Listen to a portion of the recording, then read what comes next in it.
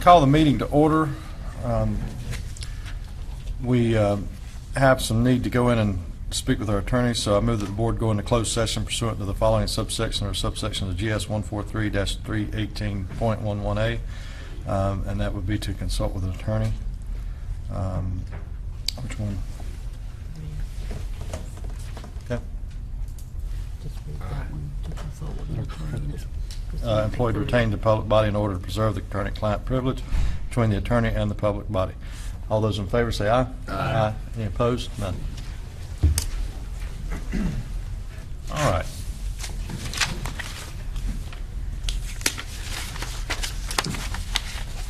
I want to recognize Michelle Lancaster, if you would. You want to tell us about what happened last night with the fire department? Thank you, Chairman Rushing. The first item this morning we're going to address is the fire contract issue. As you know, staff attended a meeting last night with almost all of the fire chiefs and some representatives of their board to hopefully finalize. We were hopeful that we were going to finalize the language of our contract that we've been working on since November with the local volunteer fire departments. We have been able to resolve most issues, but there was one outstanding issue that the fire departments raised last night regarding adding some additional language and a provision regarding the termination of a contract, and we've provided that to you this morning.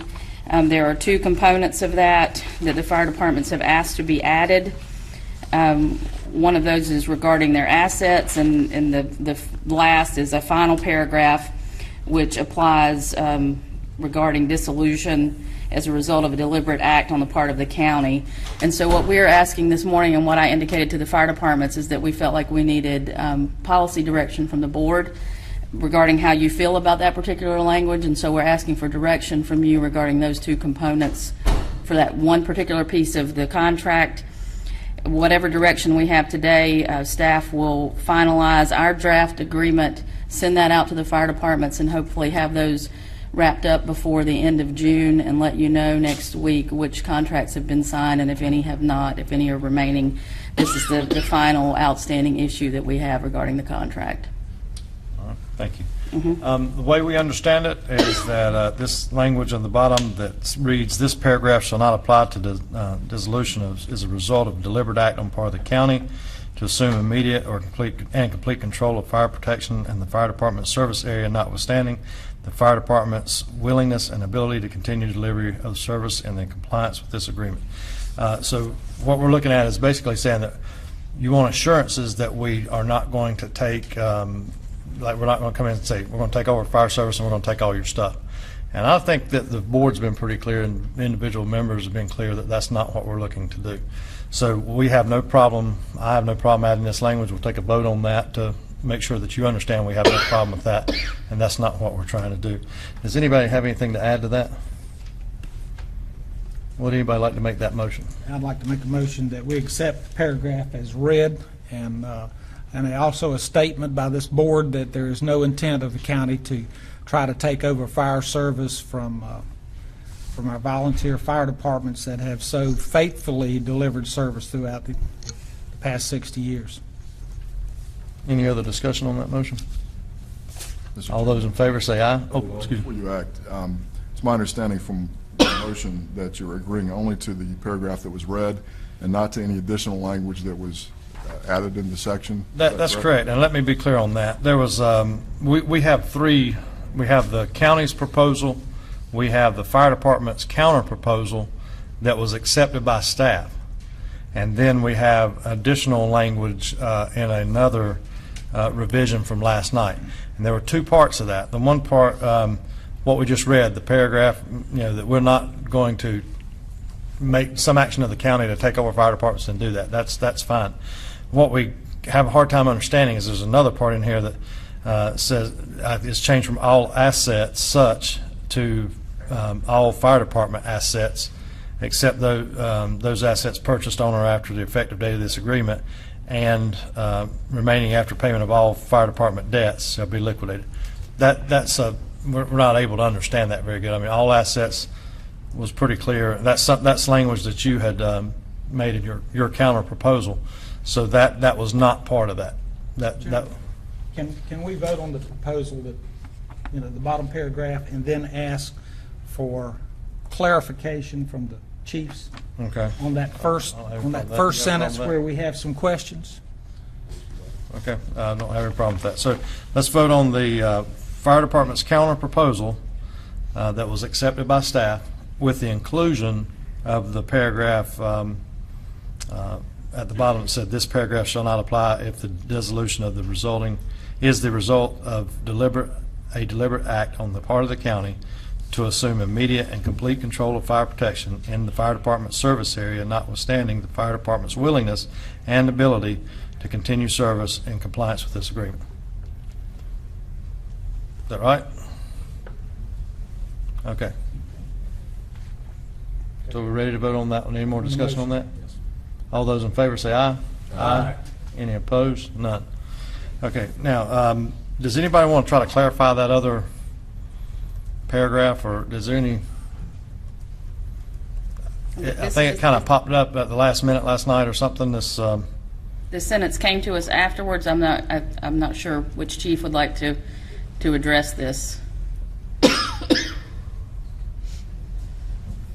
Everybody being back, so I'll start. Okay, good morning. State your name, please. Stephen McClendon, Fire Chief, Wesley Chapel Fire Department. So the intent behind that, and I don't have the language directly in front of me, but the intent behind that was based on discussions that we had had in the past, to where I think the big concern that we've heard, and I think from the county's perspective, is that we want to make sure that there's sureties there for the taxpayers in the event that there's a fire department that goes out of business.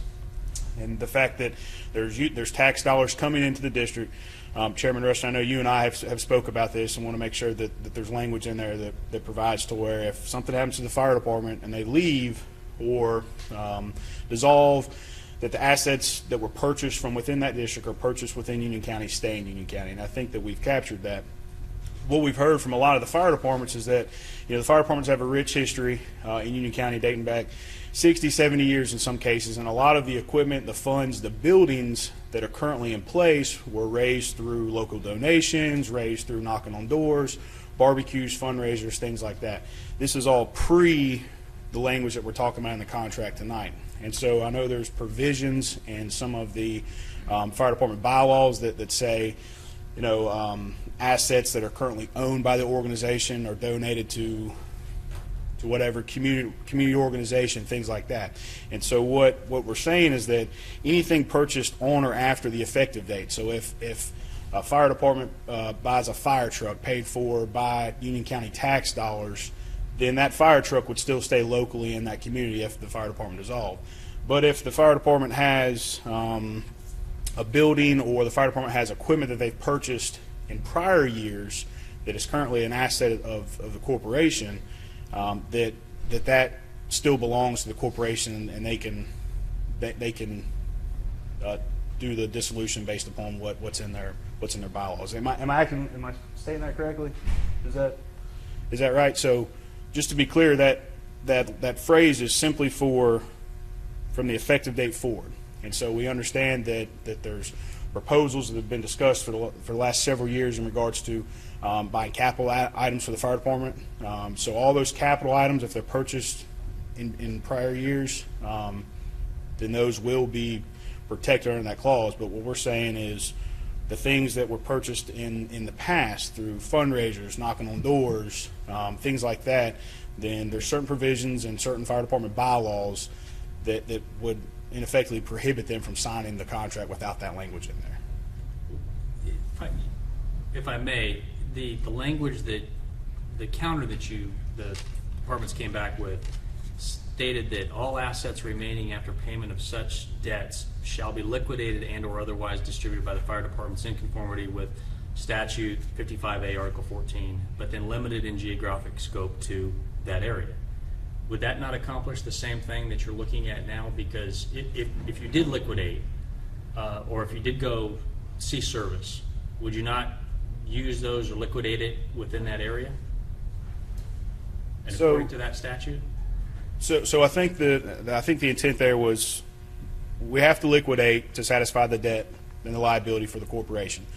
once that's done, then we want to make sure that the assets are protected for the citizens. So in other words, the Fire District of Wesley Chapel, Jackson, Hemby Bridge, Stallings, those districts are protected.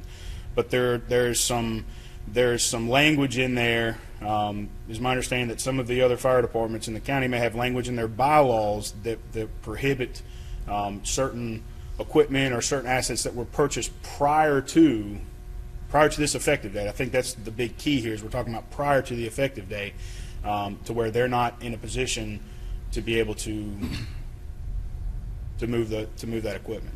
Does that And statute, so- though, require how you dispose of that equipment? I'm sorry, can you say it? Does that statute require how you dispose of that equipment? Because I just want to try and understand, I understand the equipment purchased before versus after, but I guess where I'm confused is it states or otherwise distributed in conformity with the statute.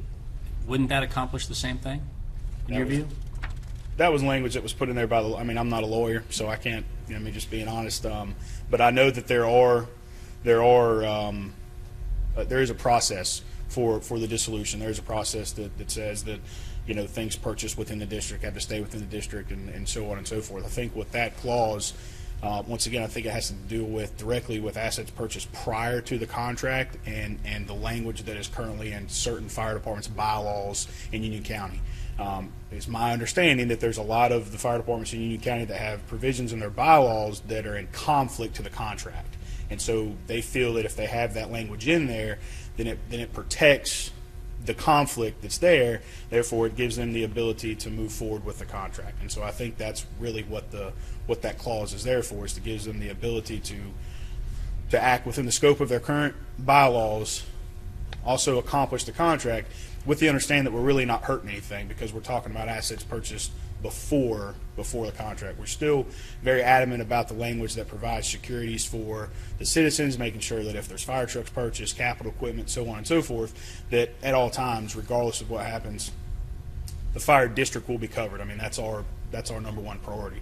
But I think this language is specific to bylaws and conflicting statements in bylaws versus dissolution clauses, and this is a workaround to put them in a position to where their board of directors may feel comfortable signing the contract. Thank you. That's the best explanation I can give. Thank you. Do you, Steve, before you start, do y'all keep a list separate of what y'all purchase with fundraising dollars versus tax district dollars? Yes, sir. So if you have so each fire department would have a list, like we purchased this truck through a fundraiser. I can't speak for every fire department, but I can speak for Wesley Chapel. We've done fundraisers in the past, and so a lot of the things that we purchased through we have a separate fundraising account, and so we know what's been purchased out of the fundraising account for back to when the barbecues were done up until recent years when we've had smaller fundraisers. So from my perspective, yes, we could illustrate that, but I can't speak for everybody. Okay.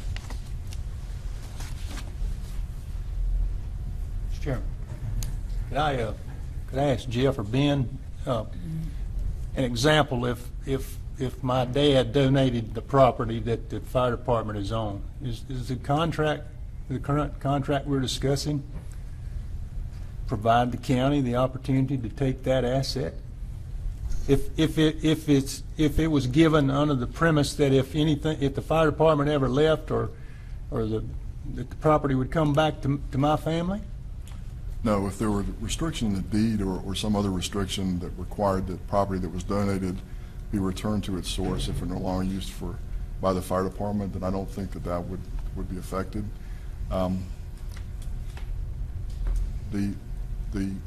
Maybe just a little bit of history here. That the effective date provision came in when the county was seeking return of all assets from the fire department, so the county wouldn't have to repurchase assets but pay for them twice. It was an accommodation at that point to say, okay, this would apply only going forward.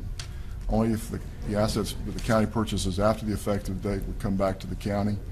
That's no longer the provision. It's been changed now, such that the county's not guaranteed return of these assets. The fire department has agreed that if they were to be dissolved, that the assets would remain in the district to be used by some entity, whether it's a nonprofit or someone else providing that type of service in the district. It wouldn't have to be Union County, and that's your interest. The effective date argument, it's certainly up to the board as to how you handle that. I would just remind you that the county has purchased many assets for these fire departments prior to July 1st of this year, and those would then not be subject to this provision.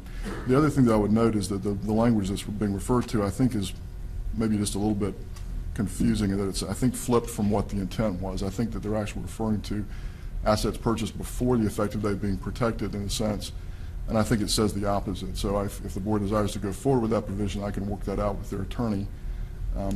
But again, that's just a little bit about where that provision came from. It seems to me the board is accommodating their concern about the county assuming control of their assets by approving the final paragraph. It's up to you as to whether or not you want to modify that further.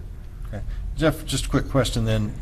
For example, the fire truck that was purchased a couple of years ago and given to a fire department by the county, that would remain the property of that fire department because it's before the effective date of the contract. Is that, or would it go to the county? And it's all a little bit confusing. If they were to dissolve, what the county's interest would be that the equipment continue to be used for provision of fire service.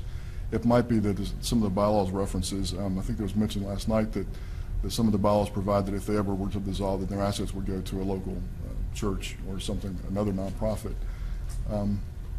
So it's just a little bit confusing the way that's postured. All right. So we've given a motion. We had a motion and a vote on the last paragraph, adding that in. That's been approved. Does anybody wish to do anything different? All right. We've got a proposal back, and you guys are going to meet with your boards up there, take it, and then we're going to, the manager has the right to, or the authority to sign the contract. That's right, Mr. Chairman. The board has already authorized the manager to sign the contracts. Okay. To approve the contracts. We will get out drafts today based on your action this morning, and hopefully those will get signed immediately. The board may want to consider recessing the meeting or calling a special meeting before the end of the month in the event those contracts don't get signed. Okay. We'll have time. We should have time. We'll need how many hours? 48-hour notice for a special meeting, which would be next Wednesday. So we'd need to call a special meeting Monday if we were going to do that. Would that be soon enough? That's right. And you could always recess this meeting, or you could call a meeting 48 hours notice. It might be that they can't get them signed by Monday. I don't know. But if not, then the board could call a special meeting for Wednesday, and then if it turns out that you get them all back, the meeting wouldn't be necessary. Okay, so we can recess until next Wednesday at 6 o'clock? Date and time certain. That's 7 all o'clock? we need to do. Okay. Let's recess this meeting until next Wednesday at 7 o'clock. 7 o'clock in the evening? Would you rather do it in a different time? Or would that give us more time to get them back? We're going to do it in the morning? Church. Okay, let's do it on 8 o'clock Wednesday morning. Recess this meeting till 8 o'clock at Wednesday morning. Do we need to vote on that? We'll just do We're it. recessing the entire meeting, or this? Just a meeting on the fire, the special meeting on fire service. You wouldn't do Yeah, we're going to talk about our second. this until the end of your meeting tomorrow. Okay, so they're not two separate meetings. Okay, we'll wait until then. All right. Next, we have the Union County Public Schools bond issue. And I think Leslie Boyd's here with us, and Melissa Merrill, and Gary Sides.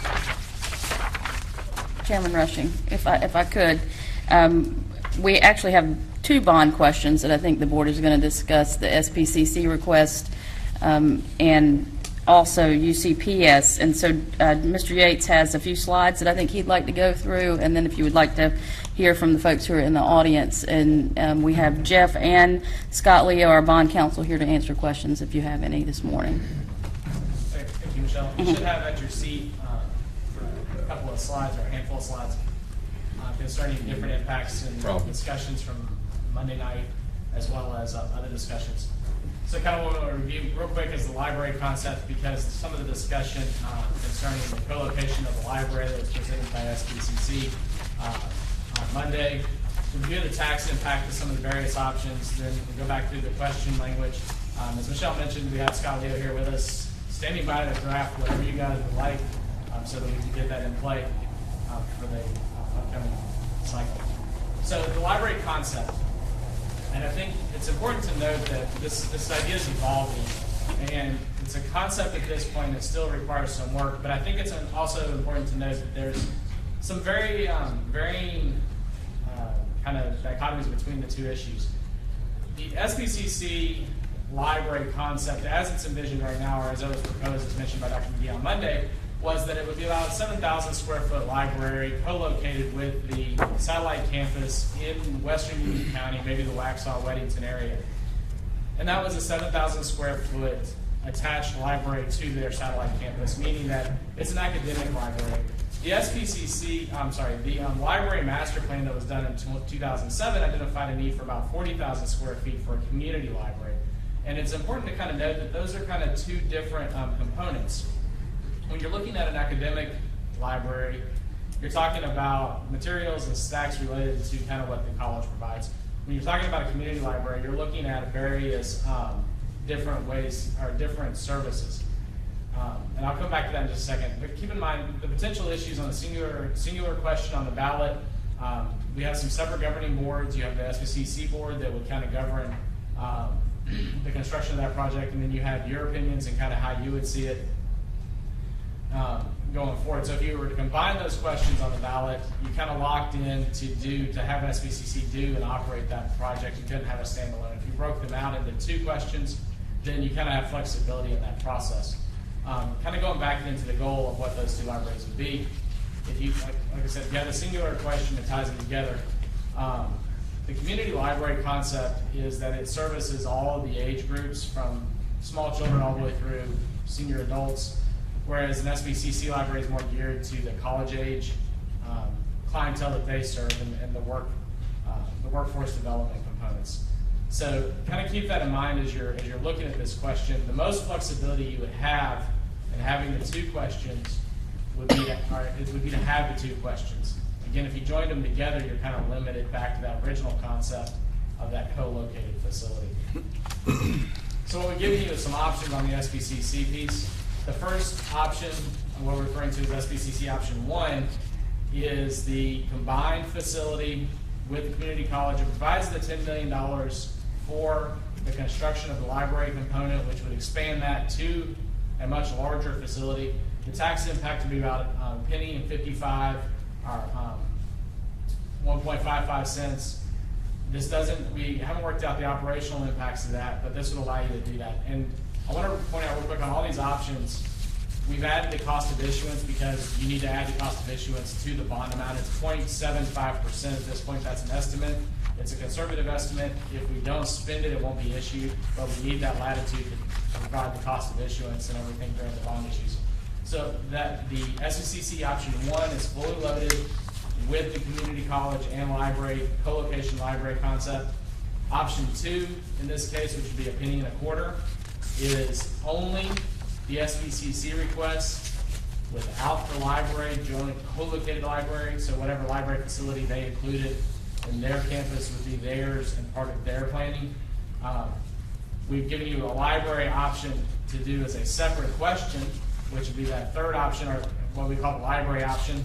That's 0.28 cents. That provides $10 million for the construction of a 40,000 square foot library somewhere in Western Union, referring to the Western Union Library, and provides for that. Again, on all of these, operations hasn't been worked out from the perspective of knowing what the operational impact will be. I think Dr. McGee mentioned on Monday they thought they could fit that in with the FTE authorized by the state based on the number of students. But I think in talking with Jeff and talking with Jeff Caden and our staff, if you were operating other programming at that library that's not community college related, then there will be an operational impact to the county as well.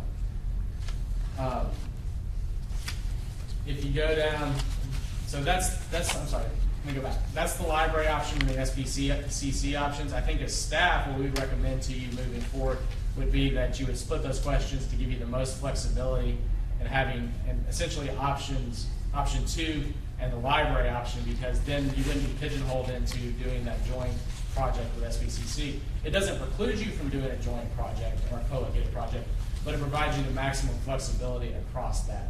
So I don't know how you want to do it. If you want to talk about libraries and SBCC and then make a decision on that piece and then go on to SBCC, or go on to UCPS request, or do you want to keep going and talk about UCPS separately? I'm gonna leave that. Let's talk about both of them together, and then we'll come back. So you want me to go down to UCPS? Okay.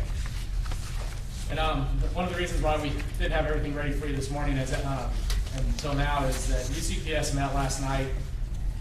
Their board met and revised their bond request. It's not a formal revision to their resolution they provided to you, but this is what they've indicated and sent by their chair that they are now requesting.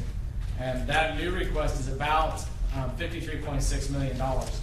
What their revised proposal is Monroe High School at $3.4 million, almost $3.5 million. Porter Ridge Middle School, $6.2 million. Porter Ridge High School, $1.5 million. Sun Valley High School renovations, which is a departure originally from, this is the alternative offered as part of their proposal versus what was originally requested as the Sun Valley ATC campus, about $24.4 million. Western Union Elementary School renovations, $3.9 million. Piedmont High School, just under 2.2. I will point out, we think there was a transposition of numbers in what was provided from Mrs. Boyd to the county because the numbers didn't tie to what was originally proposed. So we've corrected that transposition. And so 2.148 is what is in all the documentation.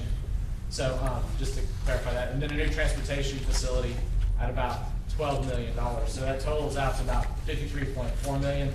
If you were to do that full revised request, you would need to issue just over $54 million, or you authorize just over $54 million. The tax impact would be a penny 0.6 over the 20-year lifespan. One other option that we put together for you, knowing and kind of having heard from you during the discussions, is that what does it look like excluding the Sun Valley renovation component? That's about $29.5 million, and that impact at its peak is 0.92 cents versus inclusion. So that the inclusion of the Sun Valley component is about 0.6 cents, almost 0.7 cents.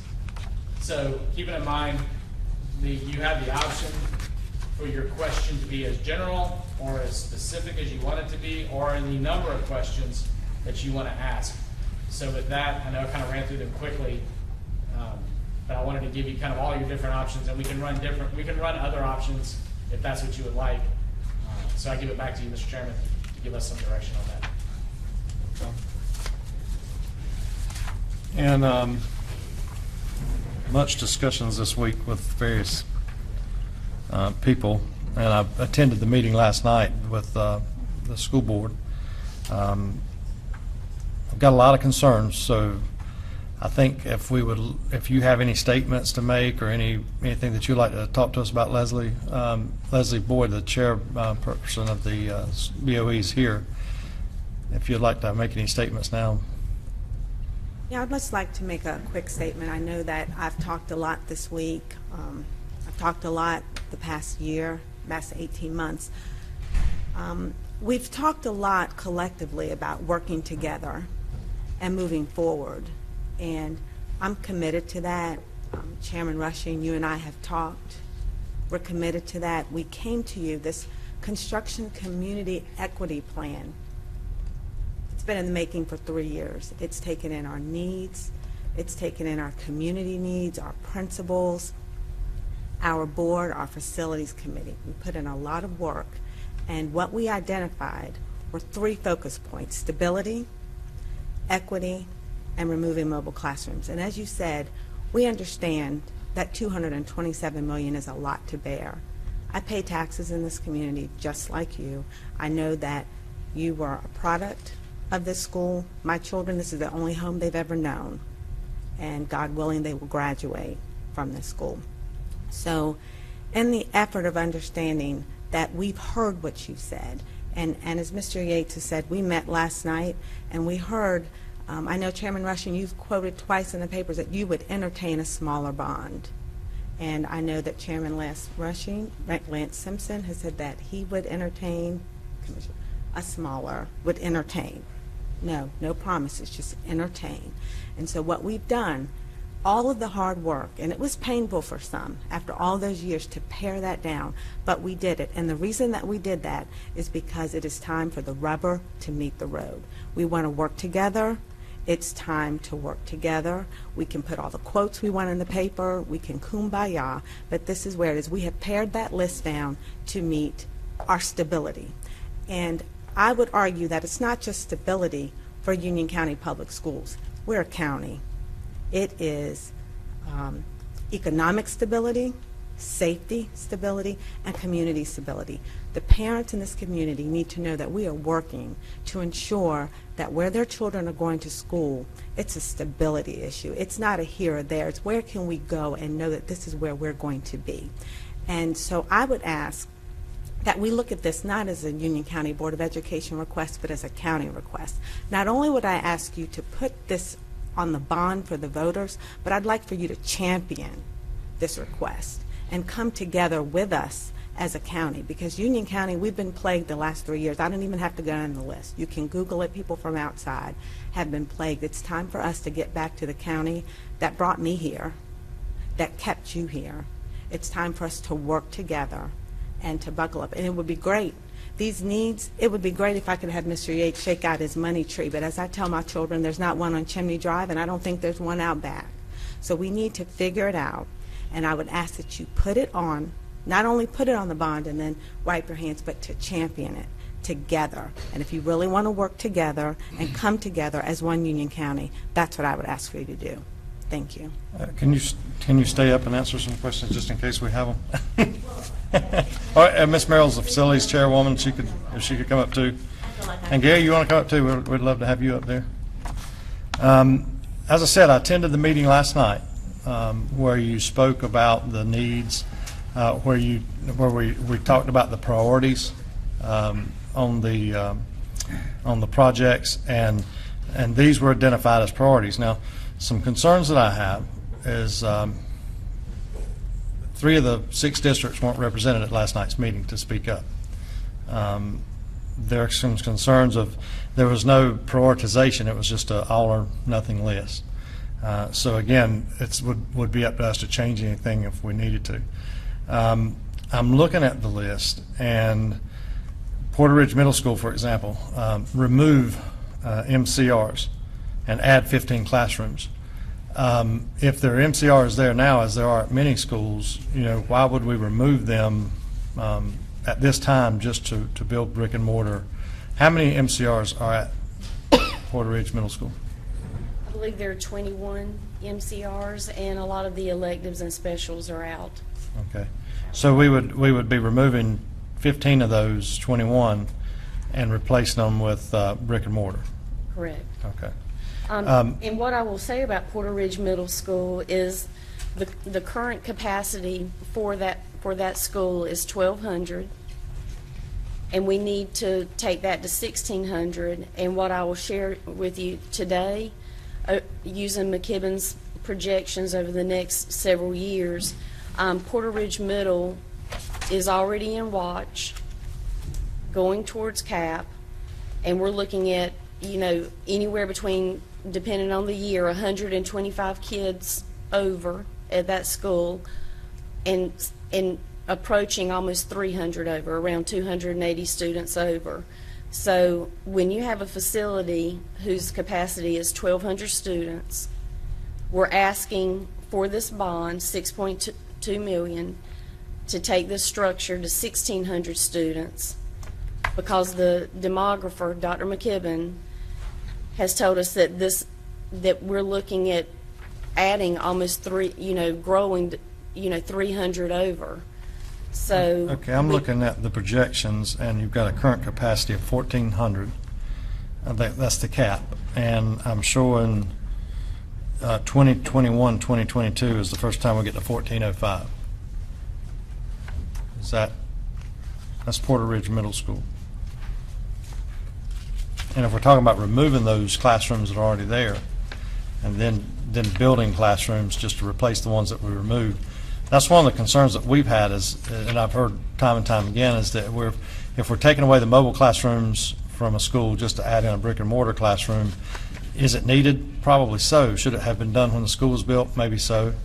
But if we've got a viable classroom there, as we have in campuses all over the county, why would this one school be one that we would take mobile classrooms away from, just to add back to?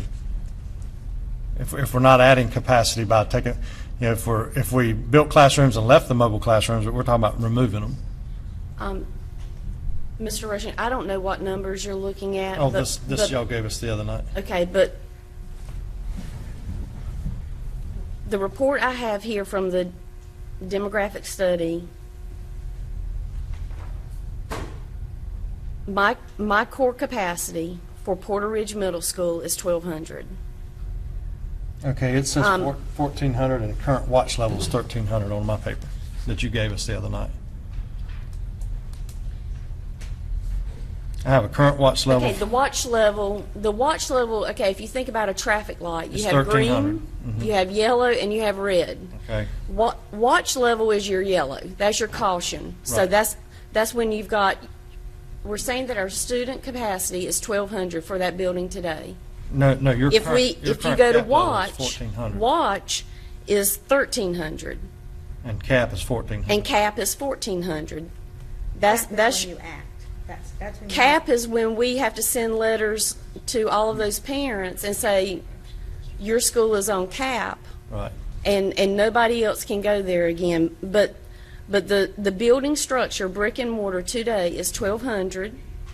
We can take 100 more and take it to 1,300, And that's your watch level. and that's your watch level. That's when we go on yellow. You're at 1,318 right now.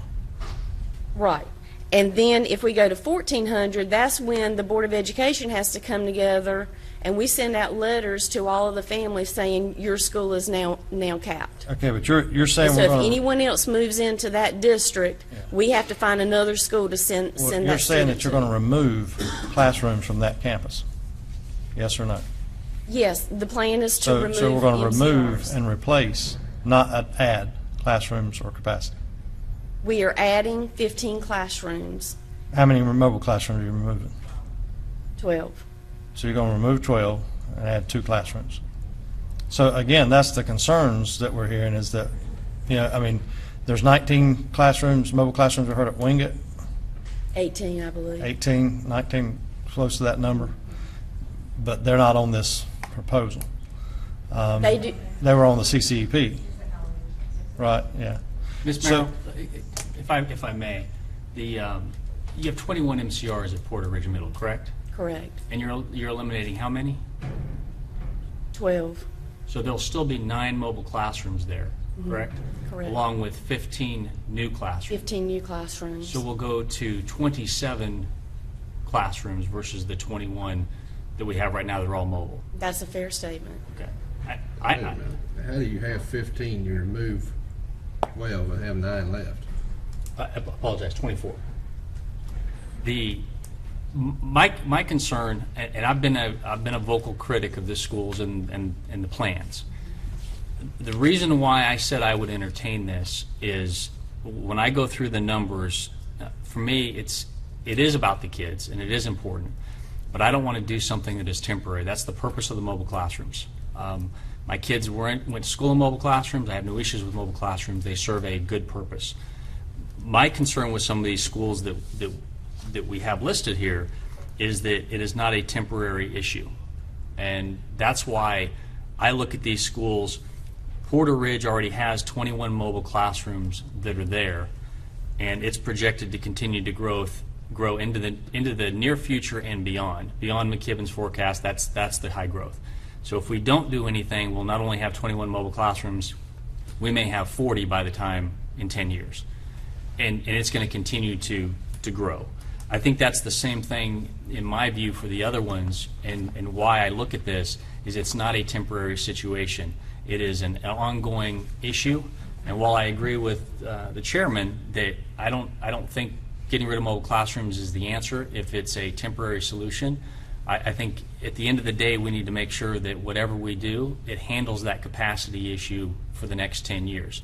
So my question to you would be, for Porter Ridge Middle specifically and all the others, with what you have proposed here, will those additions handle the capacity and the projected growth for the next 10 years?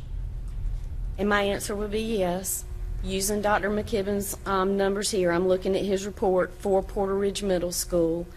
And so our plan is to take Porter Ridge Middle School from 1,200 to 1,600. And Dr. McKibben's projections beginning this year go from 1,318, works its way up to 1,405, works its way up to 1,480, and his report goes all the way out to 2026. So if we do the plan here to take this to 1,600 students, then trusting Dr. McKibben's reports, then we will have enough seats for these kids with this plan. So Going out to 2025, school year 2025-26. the expectation would be for the next, at least the next 10 years, you would not have to come back to the county requesting expansions, mobile classrooms for Porter Ridge Middle, and that the students that are there could remain in that school, correct? That is what I believe in, yes. And I guess my question would still be, why are you removing the mobile classrooms? Are they dilapidated? I mean, I've been out there. Both of my children have attended Porter Ridge Middle School. No, it's not my definition of dilapidated. So I it mean, costs, I've been there's to a some cost to schools that- remove that them. definitely have some that Right. need to be removed.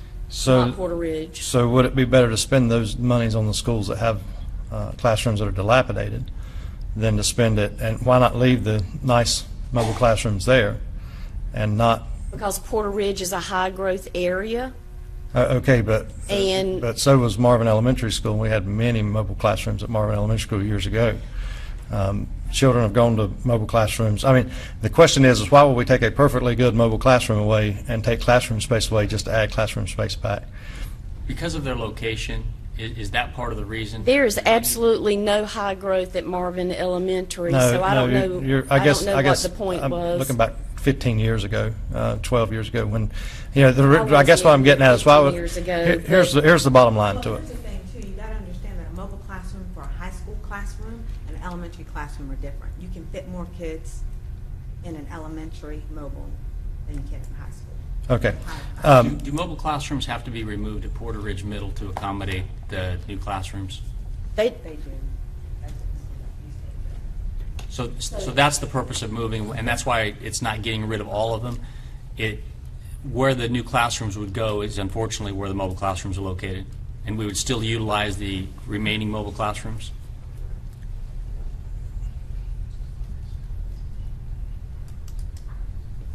All right, let me ask this. We've got Monroe, again, we're removing mobile classrooms from Monroe High School. We're adding 8 classrooms, teacher offices, teacher workrooms, teacher storage. We had several other projects that needed classrooms, and we talked about doing classrooms. So out of these projects, you got 1, 2, 3, 4, 5, 6, 7 picked out. We have the new transportation facility at $12 million. Piedmont High School, we're going to add 4 classrooms. Western Union Elementary School, we're looking at adding 8 classrooms, enlarging the cafeteria. Porter Ridge, we're looking at increasing to 4 classrooms. If I told you that we had between $5 and $6 million to start these projects right now, that we could do Piedmont High School, we could do Porter Ridge High School, we could do a portion of Porter Ridge Middle School without taking away all the mobile classrooms, that we could get that started before a bond vote would even occur. Would you say that would be a good idea or a bad idea to go ahead and get that going, because there are desperate needs there? We understand that there's needs, and we understand that that's the earliest ones that are coming on. But if the bond fails, we're still going to have to do these projects, yes or no? We're still going to have to increase the capacity. correct. I mean, it's a critical need now. So we know that we're going to do it regardless if the bond passes or fails. I don't know that we're going to get started now. Is it your opinion? No, not started. I mean, these projects are going to be done in one form or If we fashion. don't have the money, I don't see how we can get Are we started. going to have to find the money? Can we let these schools go without increasing capacity? No, Okay. they're overcrowded. That's the They're answer I was looking for. we've got a lot of decisions to make, and again, I'm sure you guys have heard from people in the community as I have this week, what size of bonds we do, what size of bonds we do for SBCC, what size of a bond we do for Union County Public Schools. You know, we have a requirement in place that we create a 5-year plan with the Board of Education to address the needs. We know, I know, and I said that we need between $50 and $100 million over the next few years to do the projects that are going to have to be done in all areas of the county, not just one area or not just 4 areas. The concerns that we hear from the community, that I've heard from the community, is that there's no solid plan. This plan was made last night. 3 of the districts weren't represented by their representative at that meeting last night. Nobody was there to speak up for those districts. We have a situation where you know, there's a lot of hostility in the community toward a bond. You know, again, we've heard it. If this bond fails, we're still going to do these projects. Well, I'd like to address the 3 districts. I'm an at-large representative, and I represent the entire county, as does Ms. Helms, as does Mr. Guzman. And Ms. Merrill, even though she's District 4, her spreadsheets include every single school out there. And in talking about the clusters, everybody understands that Marvin Cluster has been built, Cuthbertson has been built, and the people right back in our backyard deserve to get what they need now. So to say that when you look around the clusters and what's happened in the last few years. So I represent all of Union County. Do you realize that we could start these projects in September? Well, You could get things going? I didn't realize anything because I haven't seen the money. Do you realize that we could actually put a, And I haven't, and so. do you that's realize that all- we could put a solid bond plan on with more schools being addressed like you have in your CCP? Maybe not the same, especially not $102 million for one school. No. But we could put a bond on for the spring of 2018. Well, Mr. Chairman, how would But you we address- can't wait. And then what do we do? And- Okay, I just told you we can address half of this list with money we have right now.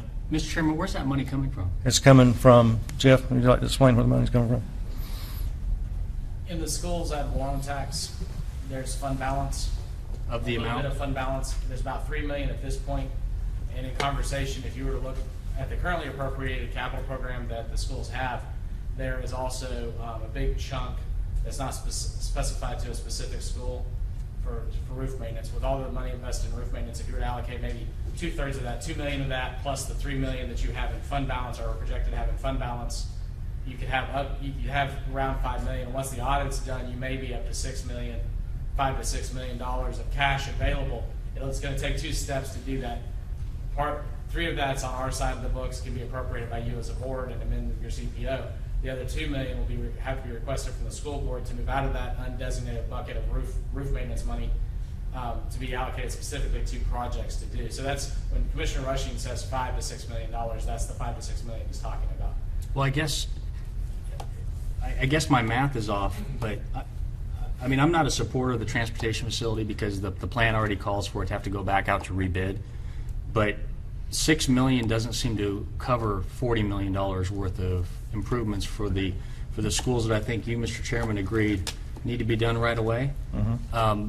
If you take the $6 million and you add the 17 that we've given in capital, you're still looking at 2 years out before we can fully fund the needs for the schools that you agree need to be done right away. Let me ask this And that- question then. and let me finish, please. And at that point, when we're taking the capital away, what I don't want to do is the schools that I don't see listed on here are like Forest Hills. Yeah, I Forest don't Hills see them is either. always Our district Sun wasn't Valley. represented last night. Forest Hills needs part of that capital money that we allocate each year. And if we use all of the capital to take care of the growth issues, my concern is that schools like Forest Hills are going to be the ones that are going to be left behind. And see, here's where the misunderstanding is, because you don't even understand what I'm talking about with this. We don't understand what you guys are talking about with this. We don't even agree with part of what you're talking about with this.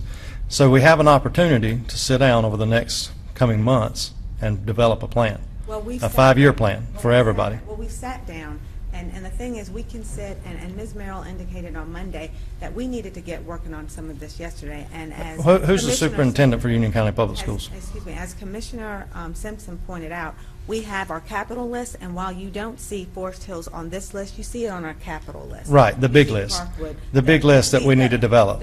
Well, we've already developed it. Yeah, I'm not spending $102 million on a high No, school. no, I'm not talking about that. You did, and the CCP I'm includes talking $102 million about for a the high school. capital. I'm talking about the Okay. 17 million capital that Mr. Yates is referring to. So let me just be clear so everybody understands what I'm talking about. We have SPCC that needs facilities, and we have Union County Public Schools that need facilities. As far as these projects, they're going to be done, have to be done, except for the new transportation facility, which I see that there's a need there, but it's not concrete in planning. It says it's going out for rebid or whatever. So I've got about $25 million for Sun Valley High School, which is something that I agree is probably closer to the number, not 102 million. But I don't know if that number is 20 million, 15 million, or 30 million. I don't know, because we didn't really explore that plan. We were looking at 102 million for that school.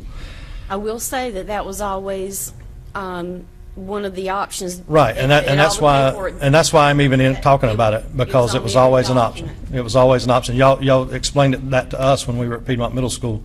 I remember hearing it. That's the first time I really heard that option, and I'm in agreement with that. I think that $25 million could probably do what needs to be done there. So this week I've asked, could we be more vague with the language? Could we say for education, could we just say an education bond? And I was told that that wouldn't be appropriate, that we needed to be more specific. So right now, and I'm not going to make a motion because I want discussion, I want other input from other commissioners. I'm at about, if the one project that we can't do with money that are already available, and I'm not talking about the $17 million in capital that you're approved this year and can be approved next year and the following year because the money's there to do that. I'm talking about the money, the emergency fund money, and the monies that we have coming up that we anticipate can be there within the next year to go ahead and start the projects like Porter Ridge High School that we know has to be done. Even Western Union and Piedmont, those projects can be started with monies that are just for this occasion, emergencies. But the $25 million that we're talking about for Sun Valley, if there's any need for a bond sooner than spring of 2018, that's the money I'm looking at, $25 million for that. The transportation facility, don't have anything for it yet. I think that needs to be on a bigger bond question. I don't think if you put a transportation facility on a bond by itself, it would pass. Okay, so I guess what I'm hearing you say is that you have money that you could give us now to start taking care of things, and then we can also request for a bond to be put on. That's right. I think that we start. My suggestion is that we start sooner rather than November, but on the projects we know that have to be done. You know, and respectfully, we have a list of 230 million, whether we agree or disagree. That's right. I go. Your ask is for $230 and so million. we come back to you because we heard you on Monday. We called a special meeting with 49 hours to go to come down to this list, Right. 40 million, 53 million. So I think that's So that's- if I suggest to you that you can leave the MCRs at Porter Ridge Middle, and we can build the 4 classrooms at Porter Ridge High School, and we can build the 4 classrooms at Piedmont High School, and we can look at we can get work on the Western Union Elementary School, which is needs 8 classrooms. If I suggest to you that we can start those projects, because I heard last night that these projects, some of them wouldn't even be started till 2019. So I'm saying start them sooner because you need them we're sooner. going to start right away. Yeah, that's what I'm saying. We start these right away with monies that we have available to do that with. And I'm not talking dipping into your 17 million even. $6 million to do all that list. $6 million and any other monies that we can Recognize find. that some of these MCRs will have to go in order to do Uh, construction. So it's not yep. a matter of just keeping them. And so I guess this is for your board to discuss. We come to you for a Right. bond. We reduced it down based on what we heard. But you told me that you can't reduce it down. Your lawyer said last night that your lawyer superintendent said last night that you couldn't reduce it down without going back to the facilities committee. No, that's not true. What did she say? What she said, what we found out, we gave this resolution that you have in May, Right. gave a full list. The commissioners, there's nothing stopping you from picking anything you wanted off that list. Right. So regardless we of could what do we the said. Sun Valley for So you 25 can million. do, and so what we're asking you, because we're elected as the Board of Education, and we have staff that supports us to hear what we say, and based on what our experiences are, and take that into consideration, when you're picking from your list. That's what we've asked you to do. I'm sorry, go ahead, Richard. I'd like to make a comment. I had conversations with a couple of your board members, and I committed to them that I'd support Monroe High, Porter Ridge High, and Western Union. And I'll stick to that. Sun Valley is something that concerns me, and I've got a lot of experience at Sun Valley. I spent a lot of hours on that athletic field. And you're talking about the criticality of classrooms and so important, but you have in front of me wanting to build a new athletic stadium, which they need bleachers. I agree with that. New stadium, I disagree with. Ball fields, tennis courts, field house, weight room, which they have almost a brand new weight room. I can't support Sun Valley for that purpose. You take those out there. Sun Valley definitely needs a cafeteria, the bathroom facilities. They need some attention, because I went with Senator Tucker when he brought the state inspectors in to look at Sun Valley. And they really blessed Sun Valley, with the exception of the maintenance, the ongoing maintenance that wasn't being accomplished. So, and Ms. Merrill and I had a great conversation yesterday, and one of the things that I brought up too is that a lot of these you want to build teacher workrooms. MCRs would be great for teacher workrooms. So I have a little concern of where your focus is if you're trying to make sure we have classrooms for students, and one of them is storage. MCRs work great for storage. So I'd like to see, and it's probably going to take time, as the chairman says, to identify how we can pare down some of this. And I said this to Ms. Merrill yesterday. If I hear CCEP one more time, I think I'm going to throw up on this podium, because it is a digital classroom learning plan. Get rid of all the MCRs. That's my personal opinion. If I'm wrong, I welcome the opportunity to talk with you. A number of your board members call me regularly, and I appreciate that, and I look forward to working with them in the future. But I just got to be honest with you. I'll stick with my commitment, and it was $15,102,000, I think, is what those four came up to. You got to convince me the need on the others. What we said is we don't approve of the CCEP, that concept, but we recognize, and I think everybody up here recognizes, that we have needs that we need to address in schools. I don't want to not address the urgent needs, Ms. Merrill, you were mentioning. So, and what I would add to that is that the needs are urgent to add 10 classrooms at Sun Valley High School. Their capacity right now for students, seats, is 1460. And the numbers at Sun Valley High School right now, according to Dr. McKibben, not us, again, the capacity is 1460. The projections at that school right now are as high as 1630.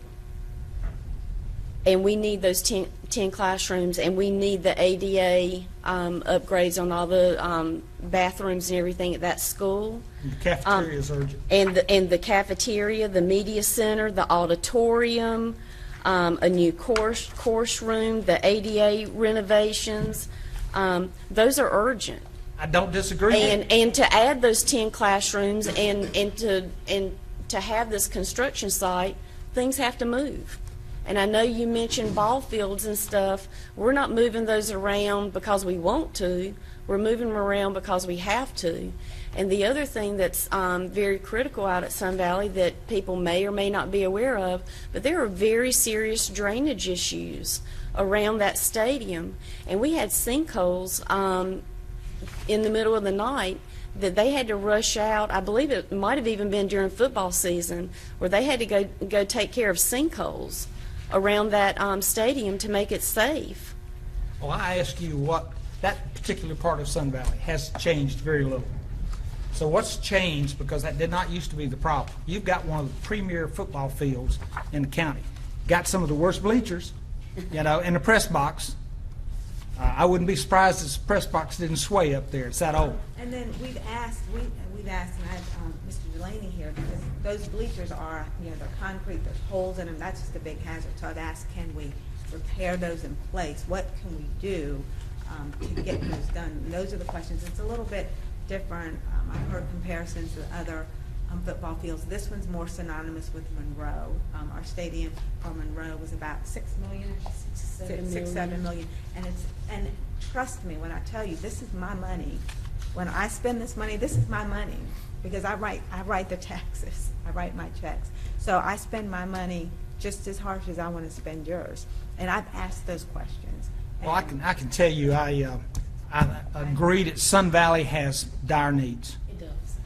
And I agree, because I'm very familiar with the bleachers. They need to be replaced. We just did that at Piedmont. Not $6 million, but about 1.7. And it did not have the site issues that Sun Valley has. Well, tell me what Sun Valley needs without the new ball fields, field house, weight room, and repairing the stadium as opposed to replace it and moving it.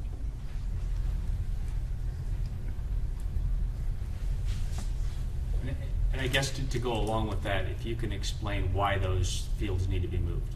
Mr. Delaney, that's what, you can come up. Oh, come on up. We're all friends here. I'm Joe Delaney. Joe. Thanks for the opportunity to speak to you. First, I wouldn't have your job. You volunteered to do it, and I appreciate that. My father and brothers were in politics in New York, and that's why I never moved back, so I wouldn't have to run for office. There are several reasons specific to Sun Valley. The main reason why the field is getting worse in the condition that it's in is probably as simple as looking at me, age. We've got some real pipe issues. And secondly, the position of that field is, if we started to put similar bleachers in like Monroe and Piedmont, we would literally be up against that building. The nicest part about those old bleachers is they don't take a lot of height and elevation to build, but as you well know, Mr. Helms, they're completely inappropriate. We'd have to have a much wider expanse. When Weddington High School was built, we didn't have the appropriate seating for a 3A high school. And the third year there, we qualified for the first time for the playoffs.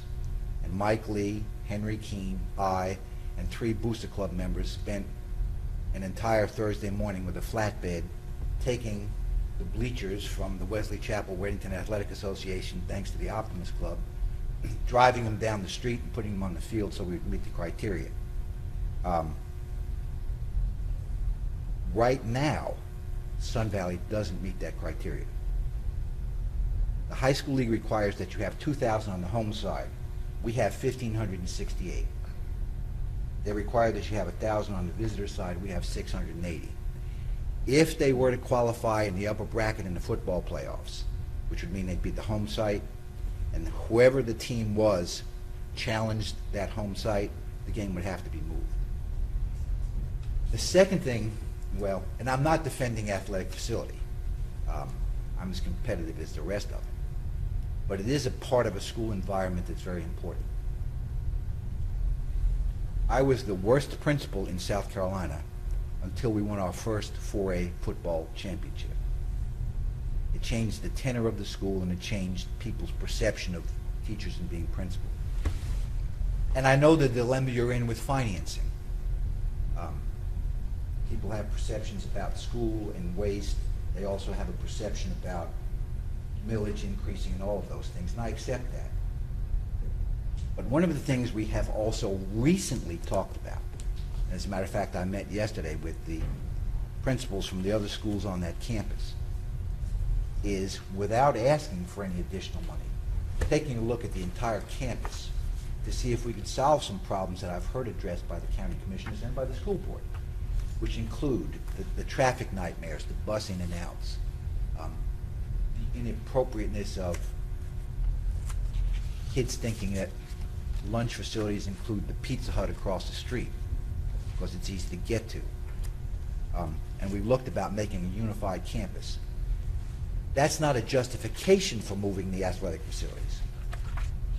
But if it were part of that, it would certainly mean more and greater access for the community youth leagues, for the adult soccer leagues, much like I know happens at Weddington, Cuthbertson, Marvin Ridge, Forest Hills, and Monroe now, thanks to the generosity and foresight of the county commissioners.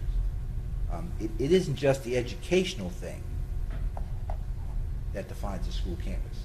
It's also the community that can be involved in the use of that facility as part of a county recreational program. I don't know whether I've addressed your issue and I'm talking too much. Are all other stadiums in the county under, is Sun Valley the worst of all of them? No question. So Sun Valley is the, No question. so Forest Hills has a better stadium? Oh, yeah. They were all included in a prior bond referendum Right. for the upgrade of the stadium facilities and actually the gyms. I still have a splinter from the bleachers at Piedmont from a game that we played up there that we lost. The splinter doesn't bother me, the losing did. But it's the worst. And actually,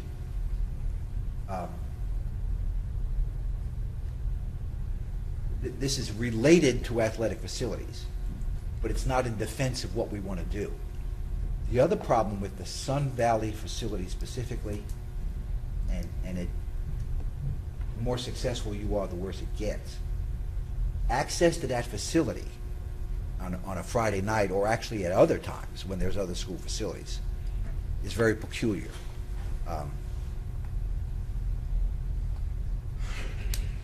If Sun Valley is playing Porter Ridge, try to get down that street when there's a game.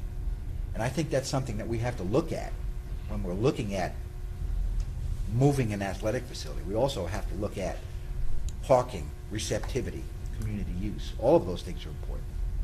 So that's something that we should look at closer, study, talk about. Well, Mr. Chairman, with respect, we have talked about it. Now, How long you been on the job, Mr. Delaney? I'm a country boy from Brooklyn. How long you been on the job with Union County Public Schools? 10, 20 days. 20 days. 20 days. days. And you're going to have a superintendent that comes in soon that will be on the job a few days. And we have to develop a 5-year capital plan. We have to develop a plan that people can have faith in. And that's where we're concerned. What if the new superintendent comes in and says, wait a minute, this is not my priority. This shouldn't be our priority. What if a new school board comes in and says it's not their priority? And that's the concerns that we have to have protecting the taxpayers, is that the taxpayers that I've talked to want to hear a solid plan. They don't want something thrown together at the last minute. In fairness, and having served as a superintendent for 6 years and built 2 high schools in that school district and 3 middle schools and 4 elementary schools, this is a plan. It may not be something that we all agree on, but even if we change the plan, it's probably going to go to something that we still won't all agree on. And I well understand the new superintendent's prerogative as a superintendent, but there's a term called presentism. You can't become what you are and forget the past. You have to move into a community like Marlborough County, where I was superintendent, and adapt what happened in the past to what you know you need in the future.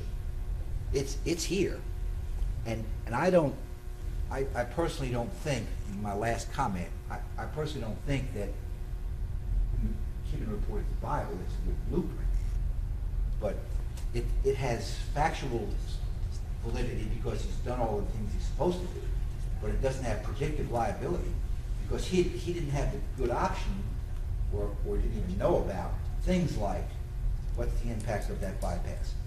What's going to happen because of HB2 and industry's leaking? Does that have any impact? You can't predict that. But there's one fact about Union County. It's going to grow. The numbers don't lie. These schools are anywhere between 300 and 400 students over capacity. We're looking at principals really struggling and having to have floating classrooms and teachers sharing and floating around making room and not having their own room to set up their lesson plans and things that they need to teach their course offerings.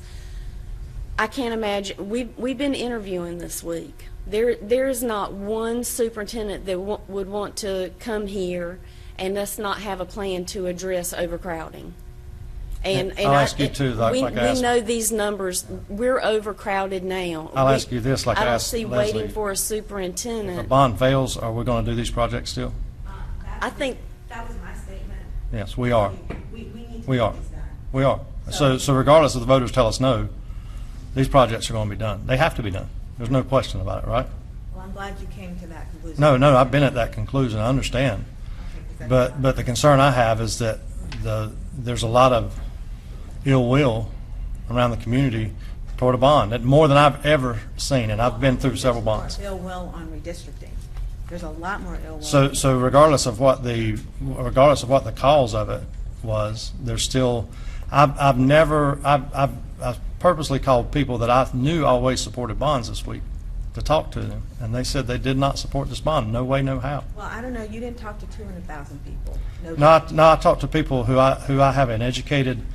Right. I spent $900 talking to these people a couple years ago and got elected county commissioner. Well, good. And so in talking to those same people that I know have knowledge of their communities and leaders in their communities, and when an email is sent to 4,000 people asking them to email the county commissioners, I recall seeing one email supporting the bonds.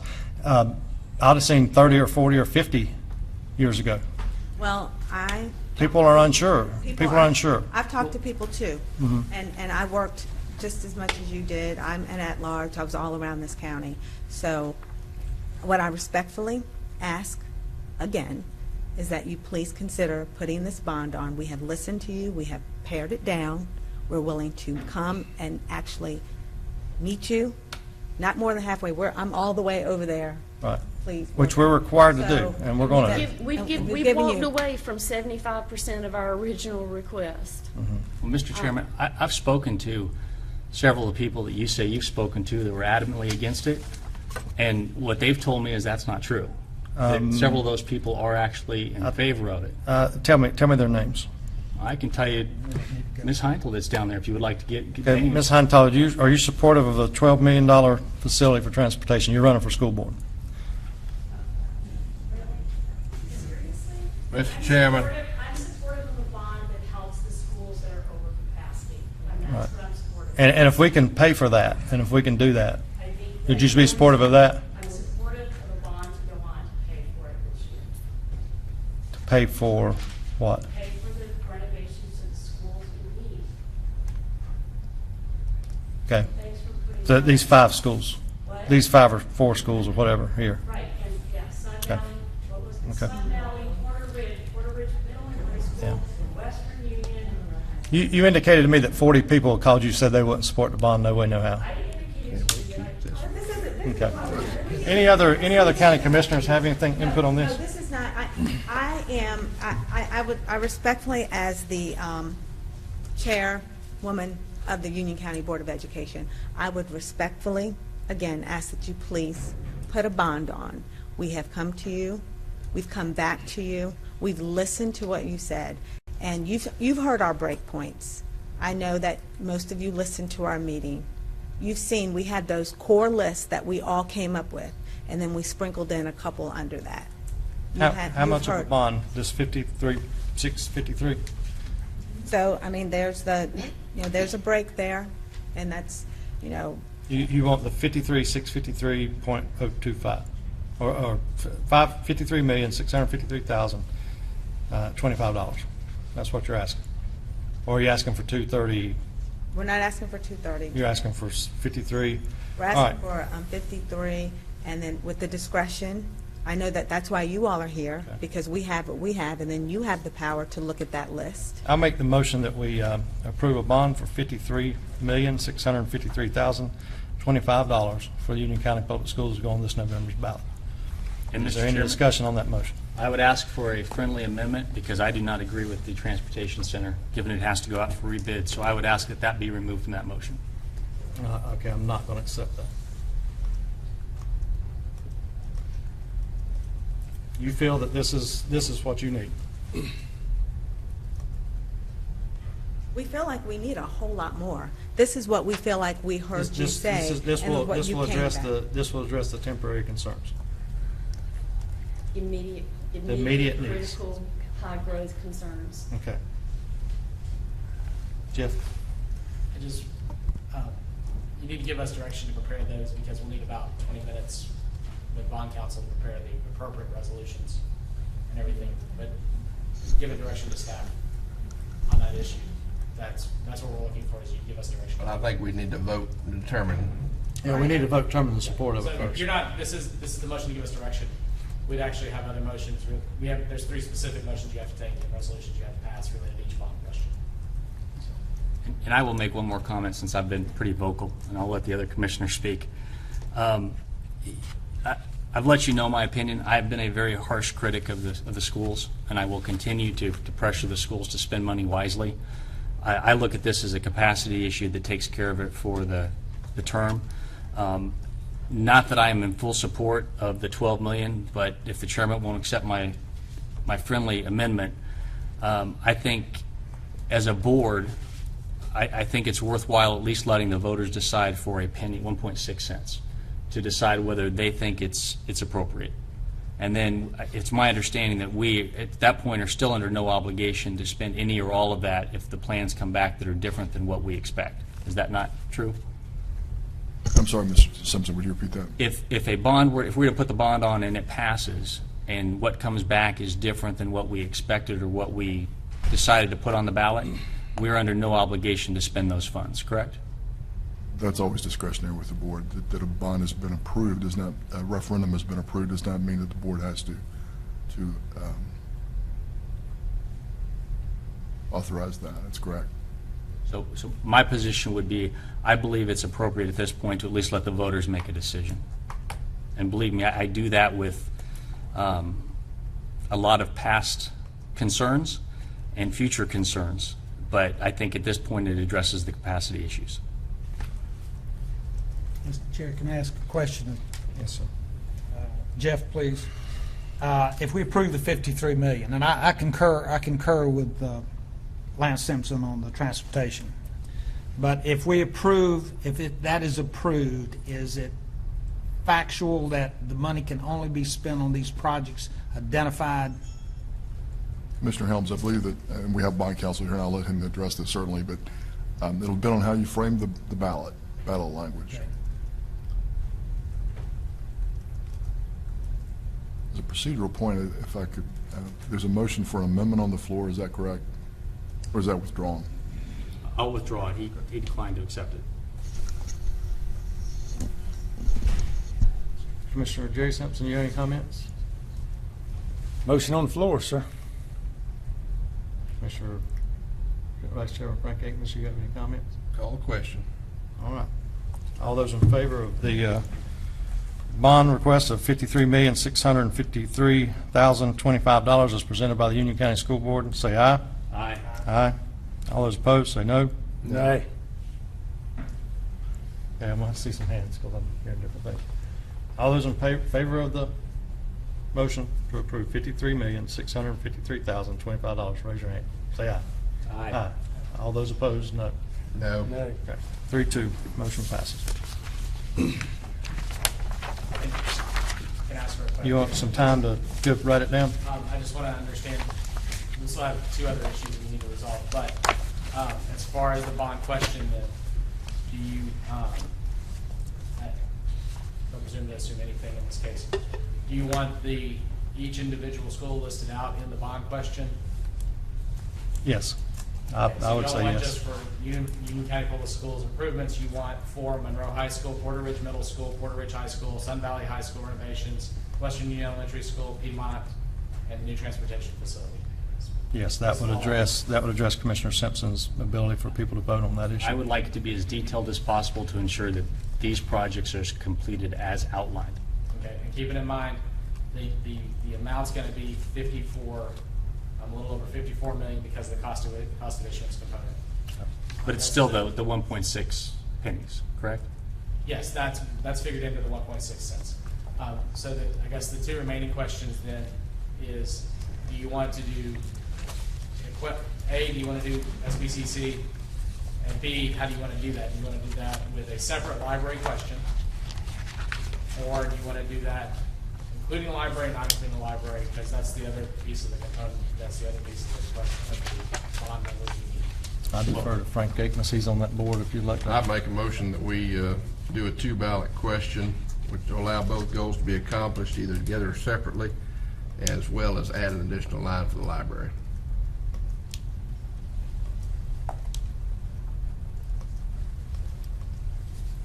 Motion's on the floor, any discussion? All those in favor say aye. Aye. All opposed? Nay. One. If you could recess, Commissioner, until maybe 25 after. Okay, we'll take a recess till 25 after 10, and we'll begin again. All right, reconvene this meeting of the Union County Board of Commissioners. Jeff, you've got some language prepared for us. Do you want to lead us through this? Absolutely. What you have in front of you are the three resolutions required to move forward with the general obligation referendum. What we'd ask is that you would, based on the Commissioner's pleasure, take them up, really adopt the three resolutions with respect to question 1, question 2, and question 3 individually. And if someone, whoever makes the motion, you could, I think it'd be okay if you read all the way down to the questions and then took each question individually, if that would be at the board's pleasure. Ms. Lynn, if that's okay with you. So whoever's going to make that motion needs to read the resolution pieces and then take each individual piece. Mr. Chairman, Yes, sir. I move that we adopt a resolution of the Board of Commissioners of the County of Union, North Carolina, direct publication of notice of intention to apply to the Local Government Commission for approval of bonds. Resolution to the Board of Commissioners of the County of Union, North Carolina, authorizing the Finance Director to apply to the Local Government Commission for approval of the county's proposed general obligation bond financings and to submit such application to the Local Government Commission. Resolution of the Board of Commissioners for the County of Union, North Carolina, making certain statements of fact concerning proposed budget bond issue. The resolution relates to $40,200,000 of bonds to pay the cost of providing for the construction, renovation, improvement, equipping, and furnishing of facilities for South Piedmont Community College and the acquisition of land or rights of way if necessary. All right. So on a vote on that statement, all those in favor, say aye. Aye. All opposed? None. Mr. Chairman, at this point, unless Lynn objects, I think you can just read the question. You don't have to go back to the resolution. Okay. Adopt the same three resolutions with respect to that question.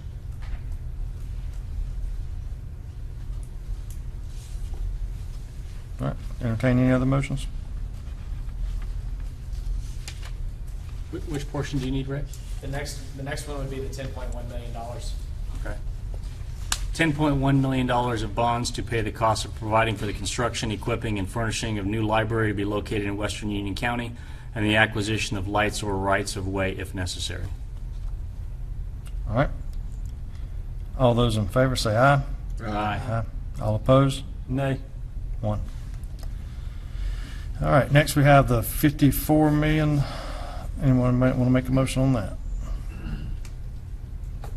Mr. Chairman, I propose the $54,020,000 of bonds to pay for the cost of providing for renovation, improvement, and additions to Porter Ridge High, Porter Ridge Middle School, Western Union Elementary School, Monroe High School, Sun Valley High, and Piedmont High School, the construction of new transportation facility for the Union County Public Schools, the acquisition of equipment and furnishes therefore, and the acquisition of land or rights of way if necessary. Okay. All those in favor of the motion say aye. Aye. Any opposed? Nay. Two. Okay. You need anything else from us? So we need to recess until Wednesday morning at 8 a.m. for the finishing the fire discussion. Anything else you need from us? Thank you. All right, we're recessed until 8 a.m. next Wednesday morning. What's the date on that? All those, Not me here, so. okay, all those in favor say aye. Aye. Any opposed? No.